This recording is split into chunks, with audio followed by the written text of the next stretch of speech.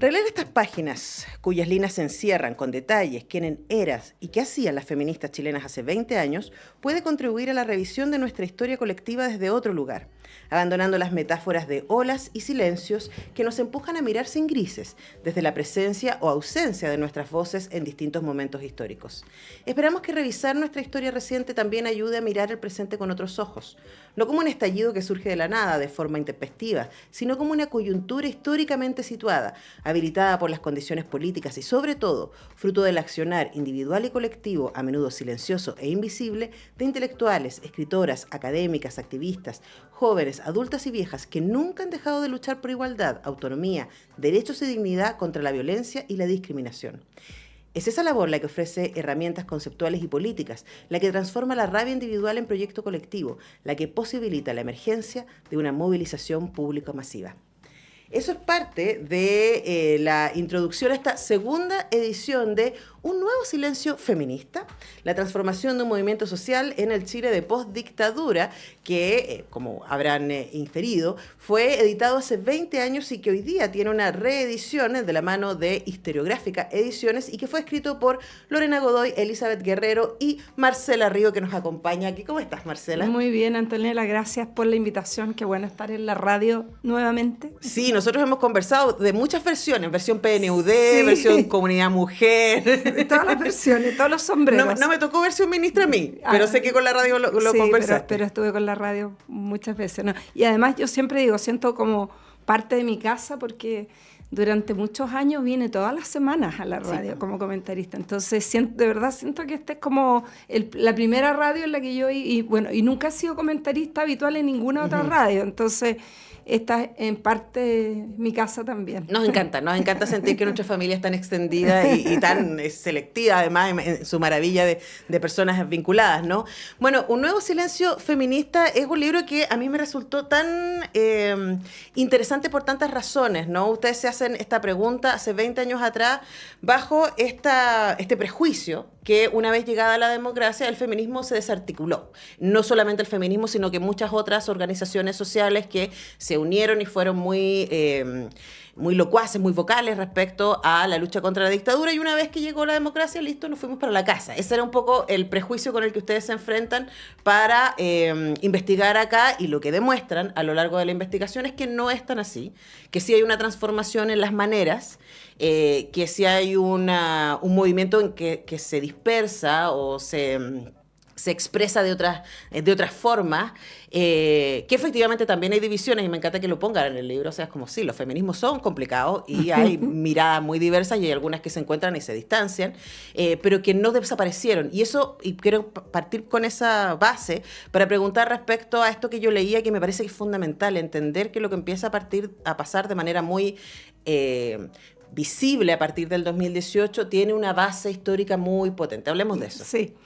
Mira, yo creo que a nosotros efectivamente partimos a principios de los 2000, finales de los 90, éramos en ese tiempo jóvenes, y veíamos esta como lamento persistente de las feministas de que el feminismo había desaparecido, pero al mismo tiempo que estábamos rodeadas de activismo feminista, de producción intelectual, de ONGs, se habían creado los centros de estudios de género en las universidades, entonces había investigación, habían cursos, había mucho, pero claro, no habían marchas, no había presencia callejera. Entonces, bueno, partimos con esa inquietud y también nos fuimos dando cuenta que lo que había ocurrido, y esto es muy interesante, yo creo que también como de las historias de las ideas, ¿no? Julieta Kirkwood había sido tan influyente en el pensamiento feminista que el análisis que había hecho Julieta respecto del silencio post-movilización por el sufragio, digamos, las sufragistas, en los textos de Julieta ella dice, bueno, después de que se conquista el voto, las mujeres se fueron para la casa, se desarticuló el movimiento, hay un silencio feminista. Entonces, esa metáfora que Julieta había acuñado y ese análisis que ella había hecho, se traía como mecánicamente al presente, ¿no? El presente en ese tiempo. Y bueno, y lo que nosotros hacemos en el libro, no solo en Santiago, y eso también es algo que nos orgullece mucho, es que hicimos harto trabajo de campo también en Valparaíso y en Concepción para reconstruir lo que había ocurrido durante la dictadura y cómo había seguido post-transición. Y entonces ahí mostramos que en realidad había una diversidad y pluralidad, quizás una explosión más que articulación, ¿no? En ciertos momentos, lo que nosotros con un marco teórico de movimientos sociales lo que vemos es que hay en ciertos momentos donde el feminismo, producto de las condiciones políticas externas, confluye con la movilización de las mujeres en una versión callejera movimentista. Pero en el resto del tiempo el feminismo es pensamiento, es producción intelectual, es arte, es producción artística, son los pequeños colectivos que hacen desde arpilleras a discusión sobre derechos sexuales y reproductivos, que se juntan a hacer poesía, las tesis. O sea, el feminismo tiene muchas expresiones y yo creo que es muy importante que nosotros entendamos que el feminismo no es solo una marcha. Eso es una de las dimensiones cuando el feminismo se transforma en movimiento social. Y el libro lo que muestra es que para que pueda emerger un movimiento de mujeres que sea feminista, porque muchas veces hay movilización de mujeres que no es feminista. Recordemos las cacerolas en la Unidad Popular como un ejemplo paradigmático, pero en otros momentos también.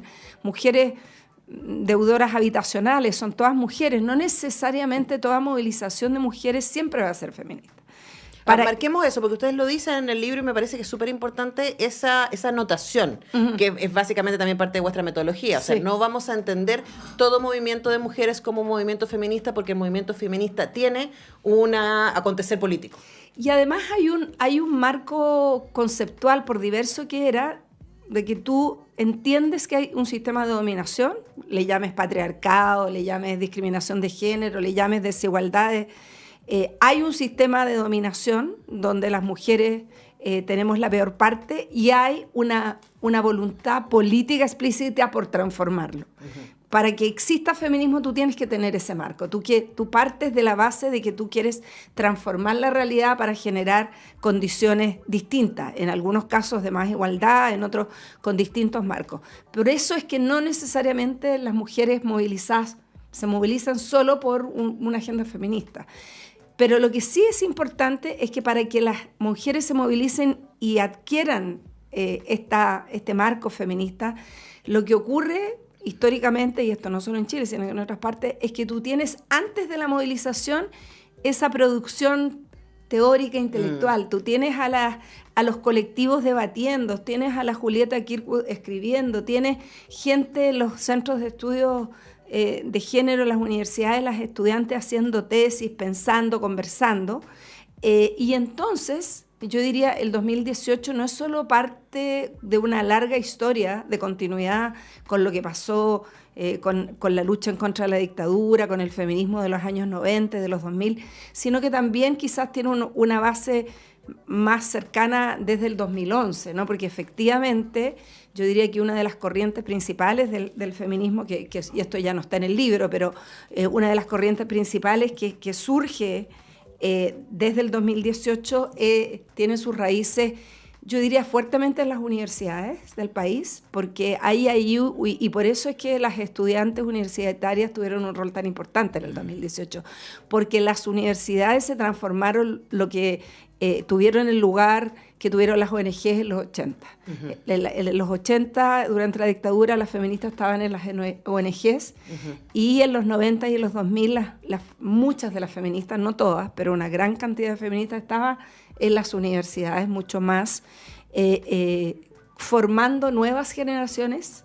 Y por eso la relevancia que ustedes dan en el libro de la existencia de que empiecen a abrirse estos centros de estudio. Claro, porque mira, ahí hubo una polémica en los 90 muy fuerte que yo creo que afortunadamente no es que haya desaparecido, pero ha perdido total centralidad, yo creo, en este cuestionamiento respecto de la institucionalización, esta visión más, una corriente legítima y presente en los feminismos en América Latina muy fuertemente, pero no solo en América Latina, de que tú necesariamente tienes que hacer feminismo solo de espacios movimentistas, autogestionados, y que el feminismo no es posible en otros espacios. Ahora, eso cruza muchos otros movimientos sociales. Totalmente. Es como en el momento en que nos institucionalizamos, perdimos. Claro, lo que pasa es que yo nuevamente creo que ahí es una visión que reduce el feminismo a un movimiento social. Sí, y el feminismo no es solo un movimiento. El feminismo no es Patagonia sin represas, no es, ¿me entiendes? No es un movimiento estudiantil, el movimiento de los secundarios. Ese es un movimiento social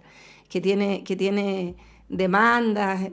Y objetivos muy específicos, muy concretos. específico, que puede desarrollar unas dimensiones identitarias, pero no es un cuerpo de pensamiento, no es una ideología, no es una teoría, digamos. El feminismo tiene esta otra dimensión siempre, o sea, porque el feminismo nace producto de la escritura de las mujeres, digamos, así parte, claro, producto de un malestar, pero las mujeres como... si recordamos los primeros escritos, no solo en el norte global, sino que también en América Latina, desde Sor Juana, anarquistas argentinas y en Puerto Rico escribiendo, el malestar respecto del patriarcado primero se manifiesta en la escritura en individual, ¿no? Sí. Y después tú te empiezas a juntar con otras, a compartir, ¿no? O sea, muchas veces tú primero escribes, después te juntas y escribes, pero ¿por qué hablo tanto de la escritura? Porque efectivamente yo creo que también lo que significa ser feminista se traspasa intergeneracionalmente y entre nosotras a partir de leernos, ¿no? Leer lo que otras escriben. Y por eso también es tan relevante la reedición de Un silencio feminista, la transformación de un movimiento social en el Chile postdictadura, porque yo siento que hay mucho para aprender de lo que ustedes traen ahí, de ese análisis. Y también a mí me pasó mientras las leía, Marcela, que pensaba en mi propio proceso y pensaba que nosotros cuando creamos el Festival de Cine de Mujeres en el 2010, ninguna de nosotras ahí nos considerábamos feministas. Es muy curioso, ¿no? Pero sí veíamos que había una desigualdad. No entendíamos entonces, yo personalmente no lo entendía, por qué se producía esa igualdad. Entonces hoy día me da risa pensar como en el establecerse frente a un resultado, ¿no? En ese momento menos del 20% del cine está hecho por mujeres, tanto en Chile como en el extranjero, a nivel global, excepto en aquellos países muy pocos en donde hay medidas en esta área. Y cuando uno, frente a eso, nosotros dijimos, ok, creamos algo que permita que las mujeres tengan más visibilidad. Y mientras hacíamos eso empezamos a preguntarnos, ¿y por qué será que pasa eso? Y ahí yo me puse a estudiar. Y ahí yo, particularmente, me volví feminista. Y uno puede decir, bueno, pero yo estaba activando desde el feminismo sin saber que estaba activando el feminismo, pero no es sino desde la conciencia que empiezan realmente a transformarse las cosas. Y a entender entonces que lo que hacíamos en ese caso no era solo mostrar películas, era invitar a la gente a reflexionar respecto a lo que las mujeres estaban diciendo en las películas. Entonces, lo traigo como ejemplo para graficar y que la gente que nos está escuchando pueda entender que cuando uno lee un libro como Un silencio feminista, que es un libro de investigación académica, con mucho dato, con muchas fuentes, es muy fácil espejear los procesos propios, ¿no? Y también las ausencias que todavía tenemos en ese sentido. Mira, yo aprovecho de agradecer a Historiográfica y a Andrea Uribe en particular. Este era un libro que se publicó en el 2003-2004 por Cuarto Propio y por el Centro de Estudio de la Mujer, y que desapareció en papel, y que hace unos años, poco antes de la pandemia, se nos acercó Andrea, también con un proyecto femenino, ella era una editora que quería instalarse con su propia editorial, y nosotros nos sentimos muy honradas y agradecidas de Andrea porque ella eligió este libro para empezar su editorial. Ella decía que era un libro que le había gustado mucho, que le había marcado mucho y que no estaba. Y bueno, a nosotros también siempre nos preguntaban, pucha, ¿dónde podemos conseguir el libro? El libro no estaba en ninguna parte. Porque además en ese tiempo, Antonella, en ese momento que nosotros publicamos, en el fines de los 90 y los 2000, nadie estaba escribiendo sobre el movimiento feminista, no existía, no era objeto de estudio, era como el silencio era también desde que ya no se estudiaba el accionar de las mujeres en ese momento. Entonces, Andrea y Historiográfica hicieron esta nueva versión y estamos muy contentas porque ahora está sacando una segunda tirada, porque la primera edición de la segunda edición se acabó en papel, ha tenido súper buena llegada en bibliotecas a lo largo del país. Y eso que todavía no lo presentamos. No, y este jueves, bueno, y justo salió el libro en la pandemia. Entonces nunca pudimos hacer ningún rito presencial y nos habíamos quedado con esa deuda pendiente de poder tener un espacio presencial, y bueno, y entonces vamos a tener el privilegio de tenerte a ti y este jueves, todas y todas que nos están invitando, todas y todas y que nos escuchan, en el GAM, en la librería del GAM, vamos a hacer una discusión, también por el 5 de octubre, ¿no? El aniversario del plebiscito de la recuperación de la democracia, para hablar sobre feminismo y democracia, el rol del feminismo y las mujeres en la construcción democrática, y tenemos ahí un panel de lujo que nos va a acompañar. Sí, va a estar Verónica Matus, que bueno, tiene una larga historia en el Comité de la Cooperación por la Paz, Vicaría de la Solidaridad, La Morada, es una, como ella misma dice, una feminista. Una de las verdaderas históricas. Claro, 7 décadas en la mochila de feminismo. Verónica Matus, va a estar la Javiera Mansi, socióloga y archivera de la Universidad de Chile, integrante de la coordinadora 8M, Emilia Schneider, ¿cierto? Diputada del Distrito 10, expresidenta de la FECH, y bueno, Marcela Ríos, y yo voy a tener el tremendo honor de guiar esta conversación. Yo voy a tirar un par de preguntas, porque con ustedes 4 va a ser como escucharla nomás y tomar notas. Esto va a ser en la librería del GAM el jueves a las 6:30 de la tarde. 6:30 de la tarde, la idea es que estemos conversando ahí un ratito, y luego va a haber un cóctel, va a haber firma de libros, así que va a estar muy linda, y les dejamos la invitación, y nosotros con Marcela que alcanzamos a levantar un par de ideas que vamos a desarrollar con más tiempo el próximo jueves, así que anótense todos invitadas este día jueves, 6:30 de la tarde, en la biblioteca de El GAM, el conversatorio El Movimiento Feminista Chileno en el Proceso de Reconstrucción Democrática, celebrando la trayectoria de Un Nuevo Silencio Feminista, de Marcela Ríos, Lorena Godoy y Elizabeth Guerrero, librería del GAM, 5 de octubre, 19 horas, Verónica Matus, Javiera Mansi, Emilia Schneider, Marcela Ríos y yo misma moderando. Muchas gracias, Marcela. Nos encontramos jueves. Entonces. Nos encontramos el jueves, y gracias por este espacio. Nosotros vamos a la música, a la pausa, y ya regresamos. No.